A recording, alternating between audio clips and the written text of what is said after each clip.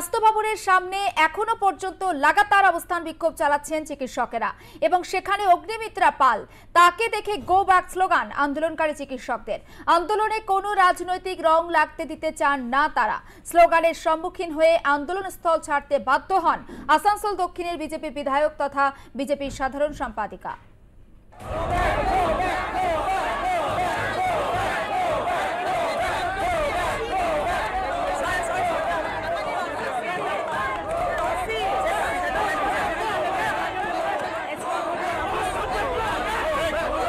BJP general secretary Agnimitra পালকে ঘিরে ধরে গো ব্যাক স্লোগান, তিনি পার্টি অফিসে আসছিলেন, সেই সময় আন্দোলনরত চিকিৎসকরা গো ব্যাক স্লোগান তোলেন এবং এই মুহূর্তে দেখা যাচ্ছে সেই ছবি। গো ব্যাক স্লোগান চলছে বিজেপি পার্টি অফিসের সামনে।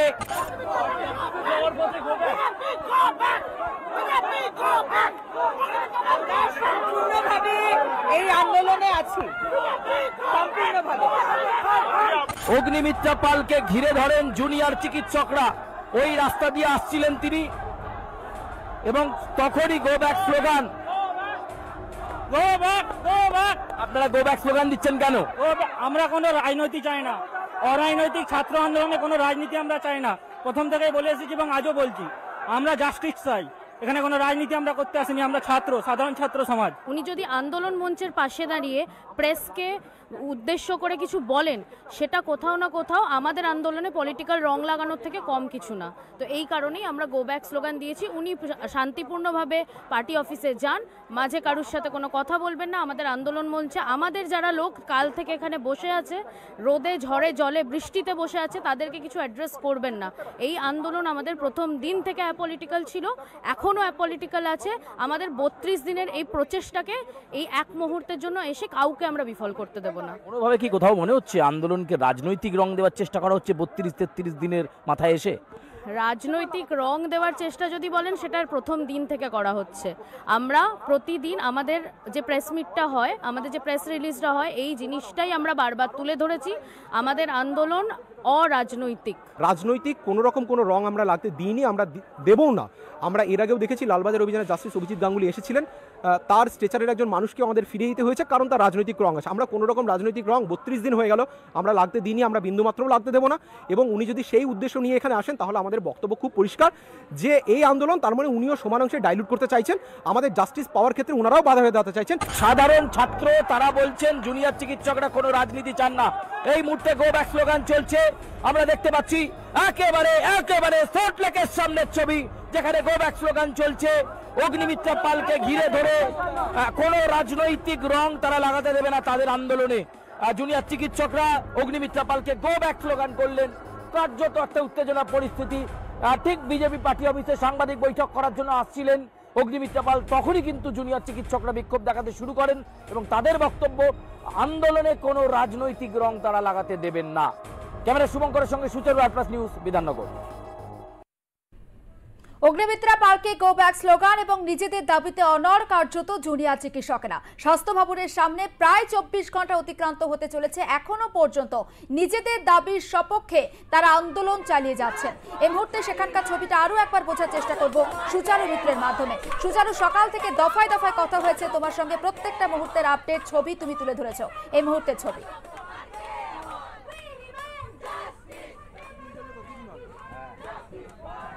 দেখো, ছবিতে কোনো পরিবর্তন নেই, অবস্থানরত অবস্থাতেই রয়েছেন আন্দোলনকারীরা এবং এই মুহূর্তে তোমাকে জানিয়ে রাখবো প্রায় 22 ঘন্টা অতিক্রান্ত হয়ে গেল এই অবস্থান চলছে স্বাস্থ্য ভবনের সামনে। এবং তোমাকে জানিয়ে রাখবো যে আন্দোলনরত চিকিৎসকরা যে দাবিগুলো রেখেছিলেন, 5টা দাবি, সেই 5টা দাবি এখনো পর্যন্ত মেনে নেওয়া হয়নি। তবে এখনও তারা আলোচনার রাস্তা খোলা রাখছেন। তবে কয়েকটা বিষয়, কয়েকটা কন্ডিশন অবশ্যই প্রথম থেকেই তাদের ছিল। সেটা হচ্ছে রাজ্যে মেডিকেল কলেজের সংখ্যা অনেক, সেখানে 10 জন ডাক্তারকে পাঠিয়ে, জুনিয়র ডাক্তারকে পাঠিয়ে আলোচনা কি করে সম্ভব, ফলে প্রতিনিধিত্বের সংখ্যা বাড়াতে হবে। দ্বিতীয় যে বিষয়, এই যে আলোচনা হবে বা এই যে বৈঠক হবে, জাস্টিস ফর আরজি করে স্লোগানকে সামনে রেখে যে 5 দফা দাবি নিয়ে আলোচনা হবে, সেই বৈঠক কার নেতৃত্বে হবে সেটা সুনিশ্চিত করা। মুখ্যমন্ত্রীর নেতৃত্বে নাকি স্বাস্থ্য সচিবের নেতৃত্বে, কার নেতৃত্বে এই বৈঠক হবে সেটাকে সুনিশ্চিত করতে হবে, এটা জুনিয়র ডাক্তারদের বক্তব্য। এছাড়াও জুনিয়র ডাক্তাররা বলছেন এই যে আলোচনা পর্ব চলবে, সেই আলোচনা পর্বে কোনো লুকোচুরি নয়, অর্থাৎ এই আলোচনা পর্ব ভিডিওগ্রাফি করতে হবে, ওপেন সেশন করতে হবে, আলোচনা ঠিক কী কী হচ্ছে যাতে সমগ্র রাজ্যবাসী এবং ডক্টরস ফেটার্নিটির সঙ্গে যারা যুক্ত রয়েছেন তারা প্রত্যেকে যাতে জানতে পারেন। এই বিষয়গুলোকে সামনে রাখা হচ্ছে এবং মেল চলছে, ফলে এখানে উত্তর পাল্টা উত্তরের পর্ব চলছে। তারই মাঝে এই অবস্থান নিয়ে সিদ্ধান্ত আজকে চিকিৎসকরা নেবেন। তারা বারে বারে নিজেদের মধ্যে বৈঠক করে নিচ্ছেন এবং আলোচনার রাস্তা তারা খোলা রাখছেন। আমি আবার বললাম যে বৈঠক কার নেতৃত্বে হবে, মুখ্যমন্ত্রী নাকি স্বাস্থ্য সচিব, যার নেতৃত্বেই হোক সেটা সুনির্দিষ্টভাবে জানাতে হবে, এটা একটা দাবি। এবং অন্যতম গুরুত্বপূর্ণ যেটা দাবি সেটা হচ্ছে ভিডিওগ্রাফি, ওপেন ভিডিওগ্রাফির ব্যবস্থা, যাতে বৈঠকে কি আলোচনা হচ্ছে সেটা সবাই জানতে পারেন সামগ্রিকভাবে, এই ব্যবস্থাটা রাখতে হবে। খানিকক্ষণের মধ্যেই সাংবাদিক বৈঠকে কিন্তু হাজির হবেন চিকিৎসকদের একটা বড় অংশ, যেটা আমরা জানতে পাচ্ছি। তারা সাংবাদিকদের মুখোমুখি হবেন এবং মুখোমুখি হয়ে তারা পরিষ্কার করবেন তারা তাদের পরবর্তী পদক্ষেপ কী নিচ্ছেন। জাস্টিসের দাবিতে 5 দফা দাবিকে সামনে রেখে আন্দোলন চলছিল। সেই আন্দোলনের মাঝে প্রথমে রাজ্যের স্বাস্থ্য দপ্তরের পক্ষ থেকে বার্তা আসে, কিন্তু তারা রিফিউজ করে, কারণ 10 জন প্রতিনিধিকে নিয়ে বৈঠক করা সম্ভব নয়। মেডিকেল কলেজের সংখ্যা অনেক, সেখানে ডাক্তার প্রতিনিধির সংখ্যা বাড়াতে হবে। এই বিষয়গুলোকে সামনে রাখা এবং তোমাকে জানিয়ে রাখবো যে এই মুহূর্তে একেবারে জুনিয়র চিকিৎসকরা খানিকক্ষণের মধ্যেই, বলা যেতে পারে মিনিট খানেকের মধ্যেই সাংবাদিক বৈঠকের সম্মুখীন হবে এবং সেখানে তারা তাদের পরবর্তী যে পদক্ষেপ বা পরবর্তী যে সিদ্ধান্ত সেটা তারা তুলে ধরবেন। কিন্তু আবারও তোমাকে বলবো, মৌলিক যে বিষয় সেটা হচ্ছে বৈঠকটা কার সঙ্গে হবে। রাজ্যের মুখ্যমন্ত্রী, রাজ্যের স্বাস্থ্য সচিব, সেটা জানাতে হবে আগে ইন্টিমেশন দিয়ে, এবং চিকিৎসক প্রতিনিধিদের সংখ্যা বাড়াতে হবে যাতে বেশি সংখ্যক পার্টিসিপেশন থাকে। সেই বৈঠক ওপেন সেশনে হয় এবং ভিডিওগ্রাফি হয় বা লাইভ সম্প্রচার হয়, এই ব্যবস্থা রাখতে হবে। এই দাবিগুলো কিন্তু স্টুডেন্টদের পক্ষ থেকে বা এই জুনিয়র চিকিৎসকদের পক্ষ থেকে ইতিমধ্যেই জানানোর প্রক্রিয়া স্বাস্থ্য দপ্তরের কাছে, সেই প্রক্রিয়া শুরু হয়েছে। নিজেদের মধ্যে খানিকটা আগে একটা বৈঠক হলো জুনিয়র চিকিৎসকদের অবস্থানরত অবস্থার মধ্যেই। খানিকক্ষণের মধ্যেই সাংবাদিক বৈঠকের জন্য তারা প্রস্তুতি নিচ্ছেন। আমি শুভঙ্করকে বলবো ছবিটা ঘুরিয়ে দেখাতে। খানিকক্ষণের মধ্যেই তারা সাংবাদিকদের মুখোমুখি হয়ে তাদের 22 ঘন্টা অতিক্রান্ত হয়ে যাওয়া এই অবস্থানের পর তারা প্রতিক্রিয়া দেবেন যে কোন পথে তারা বৈঠকে রাজি হবেন এবং কি কি তাদের কন্ডিশন রয়েছে, সেগুলো আরেকটু পরেই কিন্তু স্পষ্ট হয়ে যাবে। একদম তাই, আমাদেরও নজর থাকবে সুচারু। আপাতত তোমাকে ধন্যবাদ এবং আর কিছুক্ষণের মধ্যেই সাংবাদিকদের মুখোমুখি হবেন আন্দোলনরত জুনিয়র চিকিৎসকেরা। সেখান থেকে তাদের ঠিক কি বার্তা থাকে, কি বক্তব্য তারা তুলে ধরেন, অবশ্যই সেদিকে নজর থাকবে। তবে লালবাজারে 2রা সেপ্টেম্বর আমরা দেখেছিলাম যে 22 ঘন্টা অবস্থান বিক্ষোভে বসেছিলেন লালবাজারের সামনে। এখানে 22 ঘন্টা অতিক্রান্ত হয়ে গিয়েছে, আলোচনা রাস্তা খোলা রয়েছে, কিন্তু সুচারু ঠিক যেমনটা জানাচ্ছিল আলোচনাটা হবে কার সঙ্গে সেটা কার্যত স্পষ্ট করতে হবে এবং সেই আলোচনা ওপেন ফোরামে করতে হবে, ভিডিওগ্রাফি করতে হবে। আলোচনার জন্য 10 জন চিকিৎসক নয়, আরও প্রতিনিধির সংখ্যা বাড়াতে হবে, তেমনটাই কিন্তু দাবি রয়েছে আন্দোলনরত জুনিয়র চিকিৎসকদের। অবশেষে আলোচনাতে রাজি হয়েছেন জুনিয়র চিকিৎসকেরা। ডাক্তারদের আন্দোলনের পরবর্তী পদক্ষেপ ঠিক হবে তখনই যখন রাজ্যের তরফে পাল্টা মেল আসবে, আর তা দেখেই জিবির বৈঠকের সিদ্ধান্ত নেওয়া হবে। তবে আলোচনায় রাজি হলেও আন্দোলনকারী চিকিৎসকদের দাবি আলোচনা হতে হবে একেবারে ওপেন ফোরামে, আলোচনা সরাসরি সম্প্রচার করতে হবে, সেই সঙ্গে চিকিৎসক প্রতিনিধির সংখ্যাও বাড়াতে হবে।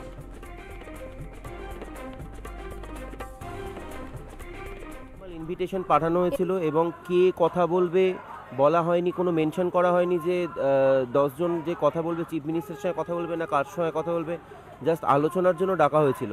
যদি আলোচনা হতেই হয়, আগে পরিবহ ঘটনার সময় যে অন ক্যামেরা যেন সেই আলোচনা হয়, যাতে তার ভেতরে কিছু ভয় দেখিয়ে ধমকে চমকে কোনো কিছু সূত্রে যেন না আসা হয়, সেটাই আমাদের দাবি।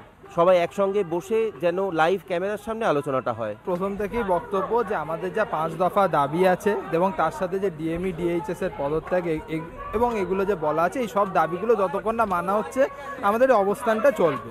সেই বিষয়ে কালকে যেমন একটা মেল পাঠানো হয়েছিল, আমরা কিন্তু তার পাল্টা একটা রিপ্লাই মেল করেছিলাম, কিন্তু সেটার কিন্তু আমাদের এখনও কিছু উত্তর আমরা বা সদুত্তর কিছু পাইনি। সেটা পেলে তারপরে দেখা যাবে কিছু পরবর্তী কী করা যায়। কিন্তু আমাদের দাবি না মেটা অবধি যে 5 দফা দাবি আছে এবং ডিএমই ডিএইচএস এর পদত্যাগ এগুলো, সেটা হওয়া না অবধি আমাদের এই অবস্থান চলবে। কোথায় হবে মিটিং, ক্লোজ ডোর মিটিং না ওপেন ডোর মিটিং না কি, মানে ভেগ একটা মেল এসছে যেখানে একদমই কোনো ক্লিয়ার রূপরেখা দেওয়া নেই যে কিভাবে মিটিংটা কন্ডাক্ট করা হবে।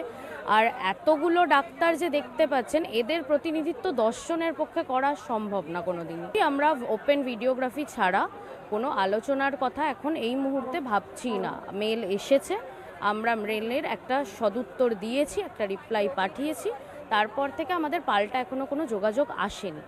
যোগাযোগ আসলে আমরা তারপরে জিবি করব, সেখান থেকে সমস্ত কলেজের প্রতিনিধিদের কিভাবে ইনক্লুড করা যায়, কিভাবে নিয়ে একটা গণতান্ত্রিকভাবে আমরা গিয়ে আলোচনাটা করতে পারি, আমাদের এখন সেটাই টার্গেট।